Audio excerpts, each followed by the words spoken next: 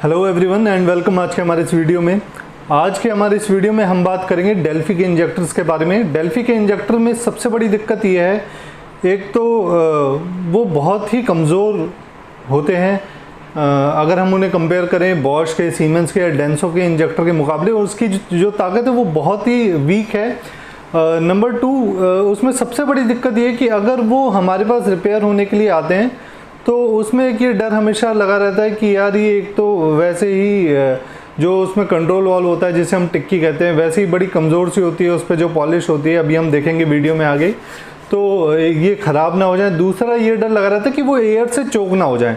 तो आज इस वीडियो में हम देखेंगे कि वो हवा से क्यों चोक हो जाते हैं, क्या कारण है उसका हवा से चोक होने का, और कई ऐसी वो बातें हैं कि उसको हमेशा डीजल में डुबा के रखो तो ही सही रहता है, अगर वो ऐसे बाहर भी हवा भी अंदर चली गई तो भी ख़राब हो जाएगा। इस तरीके की बातें जो हैं तो उसके बारे में हम बात करेंगे। तो अभी हम सबसे पहले ये जान लेते हैं कि डेल्फी के इंजेक्टर किस किस गाड़ी में आए हैं। पीसीवीज में यानी पैसेंजर कार व्हीकल्स में सबसे ज़्यादा जो है डेल्फी के इंजेक्टर आपको देखने को मिलेंगे। टाटा में देखने को मिलेंगे, फिर उसके बाद आपको निसान की गाड़ियों में देखने को मिल जाएंगे। मारुति में ये आपको देखने को नहीं मिलेंगे। बाकी आप महिंद्रा में देखोगे आपको इसका शेयर मिल जाएगा, और आपकी जो फोक्सवैगन है उसमें आपको मिल जाएगा। तो बहुत जगहों पे अब वो ट्रक्स में भी आने लग गए हैं। टाटा 407 है उसमें आया है, या फिर आपका जो टाटा अल्ट्रा का 5 लीटर है उसमें आया, काफ़ी हैवी इंजेक्टर है डेल्फी का, पर टिक्की यही सेम ही है। तो बात वही है, बॉडी कितनी भी हैवी हो वो तो जो हेड का डिज़ाइन होता है इंजन के उसके मुकाबले बनाई जाती है, उसके मुताबिक बनाई जाती है, बाकी अंदर एलिमेंट वही है। तो अब मैं चाहूँगा कि आप स्क्रीन पे ध्यान दें, और साथ ही हम देखेंगे कि अंदर ये किस तरीके से जो है इसकी फंक्शनिंग जो है होती है।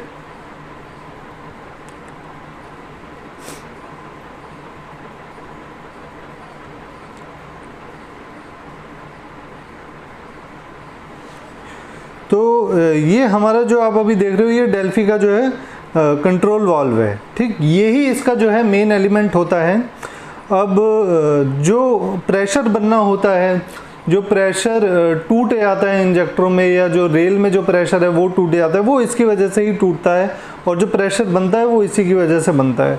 तो मेन जो प्रेशर बनाने वाला है जो अंदर है इसके इंजेक्टर के, वो यही है, ठीक। तो ये हमारा इंजन है जिसमें डेल्फी के इंजेक्टर लगे हुए हैं। तो ये जो आपको रेड और ग्रीन लाइंस दिख रही हैं, ये प्रेशर की जो लाइंस है वो है। रेड लाइन जो है वो जो हाई प्रेशर है उसकी लाइन है जो इंजेक्टर पे जा रही है रेल से, ये हमारी कॉमन रेल है। तो बेसिकली होता क्या है कि ये हमारे पास यहाँ पे पंप है, ये पंप जब घूमता है तो प्रेशर जनरेट करता है। वो प्रेशर कहाँ देता है? वो प्रेशर पंप से आता है हमारी कॉमन रेल में। कॉमन रेल के अंदर ये इसका नाम कॉमन रेल क्यों है? रेल क्योंकि ये क्या कहते हैं, इसका डिज़ाइन बिल्कुल एक स्ट्रेट लाइन की तरह है जो बारी बारी हर इंजेक्टर में तेल बांटता है, तो इसलिए इसका नाम रेल है।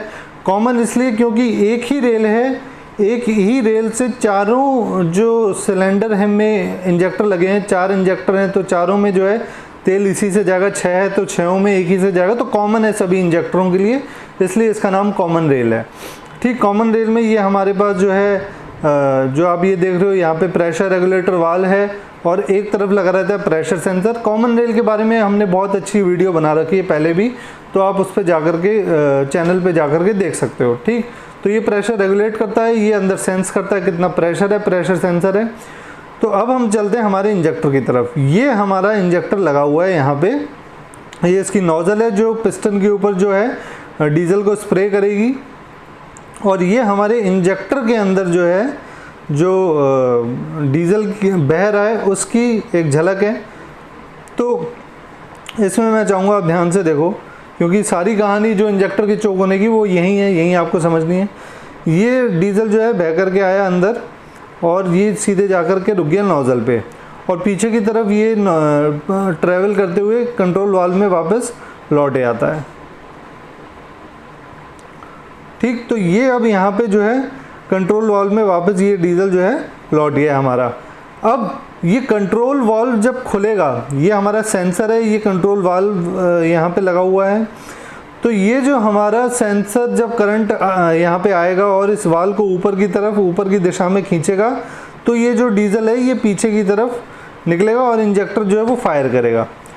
अब हमें यहाँ पे इस वीडियो का टॉपिक ये नहीं कि इंजेक्टर कैसे काम करता है, बट फिर भी हमको ये थोड़ा सा समझना पड़ेगा कि इंजेक्टर कैसे काम करता है। और जो गौर करने वाली बात है कि एयर क्यों लॉक होती है, वो ये है कि आप ध्यान से देखो, ये जो लाइन है, ठीक, ये जो डीजल की लाइनें हैं इतनी सारी यहाँ पे इस तरीके से, जो इतनी सारी इसमें लाइनें हैं, डीजल की जो नालियाँ हैं, ये इसका जो साइज़ है, एक तो साइज़ होता है माइक्रो, माइक्रो यानी एमएम्स में जो साइज़ होता है 1 mm, 2 mm, 3 mm, उसे हम कहेंगे माइक्रो, ठीक है। जैसे हम माइक्रोमीटर से नापते हैं तो एमएम्स में नापते हैं। एक होता है मैक्रो, ठीक, कि 0.2 mm, 0.5 mm, 0.3 mm, ये मैक्रो लेवल की लाइनें हैं। मतलब ये इतनी पतली लाइनें हैं, इतनी पतली लाइनें हैं कि 1 mm का आधा हिस्सा से भी छोटी, से भी पतली, ठीक, ये इसका साइज होगा।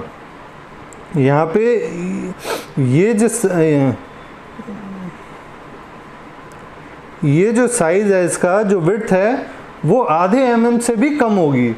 तो अगर मिस्त्री ने या हमने जो इंजन पे इसे फिट करेगा, जो भी XYZ इंसान इसे फिट करेगा, तो वो फिट करते समय अगर उसने ज़रा सी भी एयर इस इंजेक्टर के अंदर इस लाइन के द्वारा भेज दी, तो यहाँ पे भी क्या आ जाएगी, एयर, ठीक।